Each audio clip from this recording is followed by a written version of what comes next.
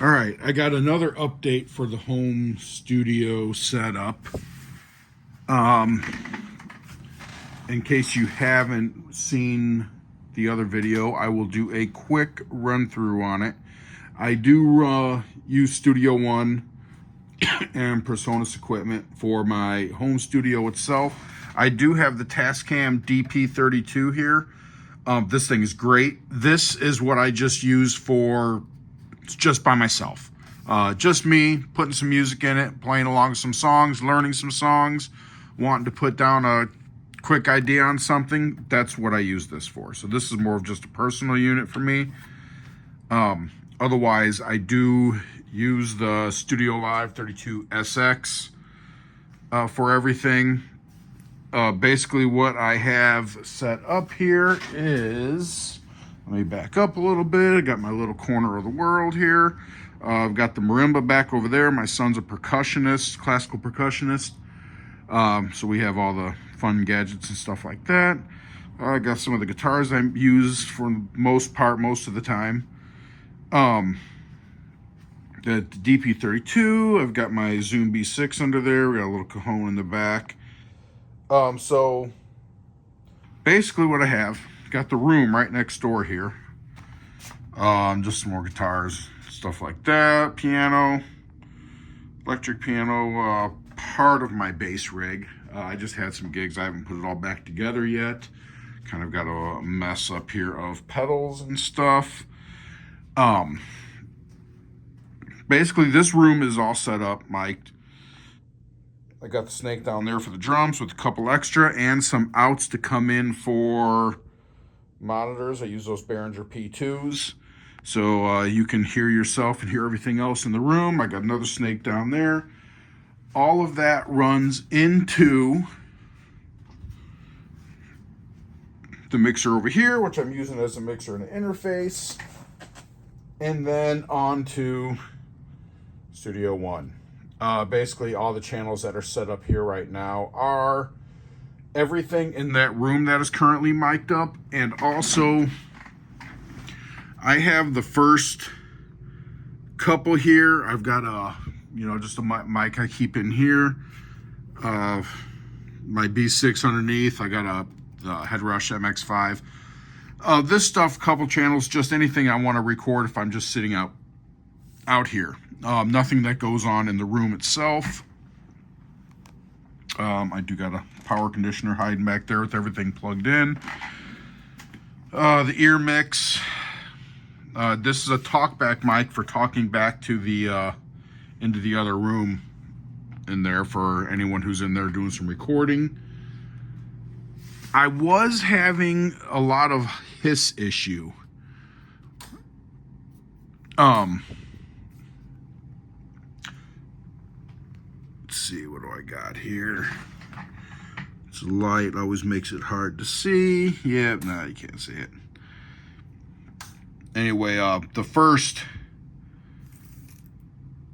16 channels is pretty much what I have out here. The second 16 channels is everything that's in the room in there that I have set up, except for channel 32. So actually number 16 is in the room. So 17 through 31, and no, actually be 16. 16 through 31 would be in the room.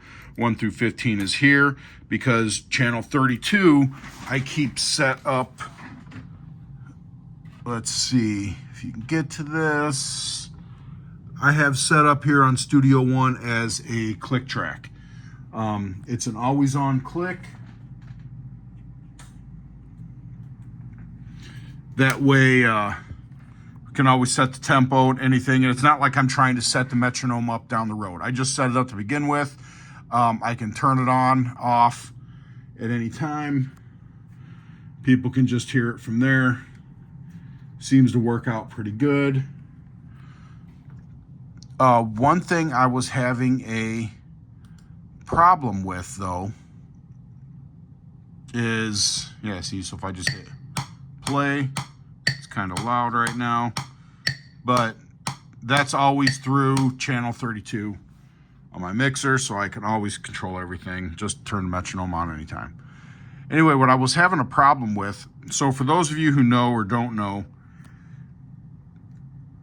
Studio One, when it outputs from the computer to USB, it comes into, and of course probably not going to be able to see this because of the light, tape in. So this tape in channel is what you're going to hear playback. If you want to hear any playback from here, once you got something recorded, playback will always come into the tape in. So that's what that is. But another thing I do is I usually have, coming out of the headphone output of the computer, I have that coming into the mixer as well, onto the auxiliary one. And the one reason I do that is in case someone, you know, is doing a cover or something, someone wants to hear anything, or we have another MP3 of another band for whatever, just want to listen to it. I can play it and come into here. But one thing I was getting a very high-pitched, like, it wasn't even like a 60 cycle hum. It was high-pitched, ear-piercing. Even though it was quiet, it was just enough in the background to make you cringe. Like, it wasn't like, the volume of it wasn't loud, but man, it was a piercing tone.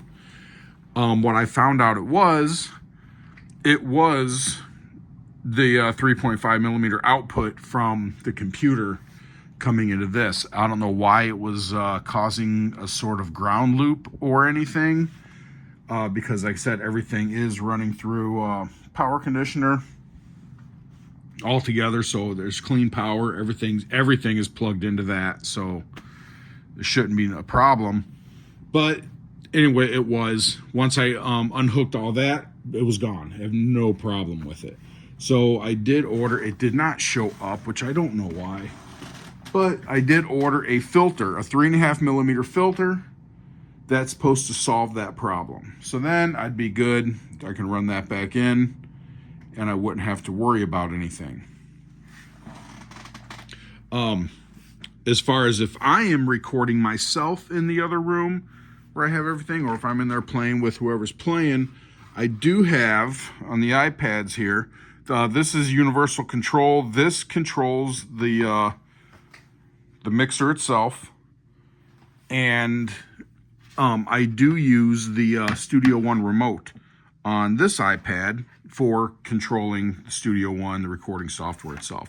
Because pretty much this, once it is done and set and I have all the levels and everything right, this is pretty much just, I'm done with that. Once everything's into that, it's really strictly just an interface. I do use it when it comes to mixing on the Studio Live or the Studio One. But for the most part, I am using that mixer pretty much as an interface. So, which is nice, is I can come into the room in here, and so I got the little music stand for other certain things, and I can control whatever I need. If I want to start playing or start recording, do anything right there, I ain't running around back here. I do have the camera, which I talked about in the other video.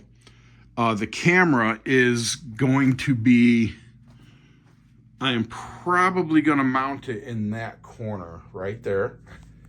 And this would pretty much be the view from that corner or thereabouts, however. So you can pretty much see, I got the drum shield up right now.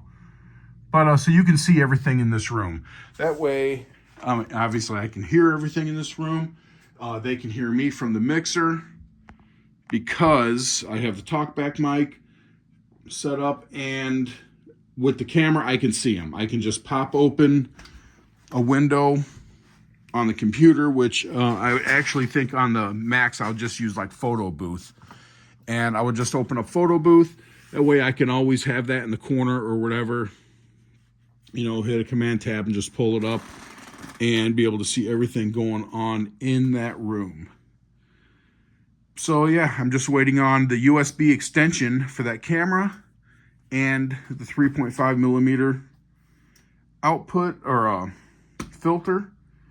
And then I believe I am done. Well, you're never done, but I'm done. It'll be done, set up, everything is put where I want it, other than cleaning up cable management. I wanted everything before I really spend the time and go through that. I want everything working and set up how it's supposed to be, or how I want it. And that's pretty much it. That's where I'm at right now. Tomorrow I should be getting those other cables. I will hook those up this week, and that's it. Then the room is done. I probably won't do a finalized follow-up on that, because this is pretty much that follow-up video, but there will be other videos coming up where I'm in here doing some work, so you'll be able to see it from there.